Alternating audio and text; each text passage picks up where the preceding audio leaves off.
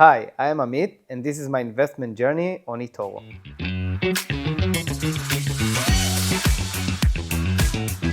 I chose eToro because eToro was the main platform where you can engage with other traders and also with new people from all over the world that are interested in investing.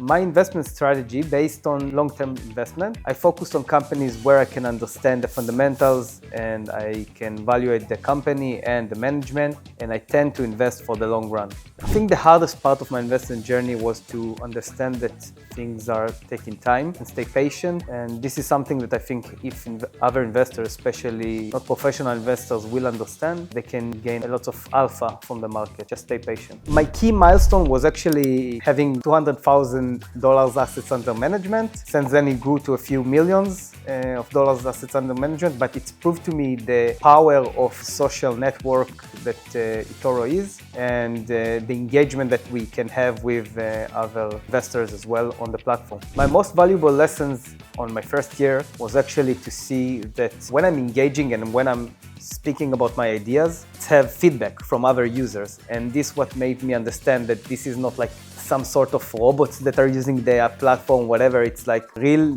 thinking, real interactions with others. So this was my main lesson. Just be there, speak to other people, and communicate.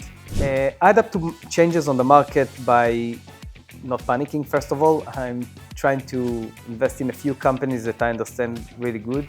Most of the time, not more than 8, but it can be even low. As long as the fundamentals stay the same way, then I will not change and I will not be panicked by the market movement. If anything, I can use it for my advantage, and volatility is something that I use a lot of time for my advantage. Copy me if you have a long-term vision of investment and you are looking to invest in somebody that invests in a few companies, not like many companies, but still diversified in different countries and different industries. It's all about knowing what you are investing in and then let the time do its magic.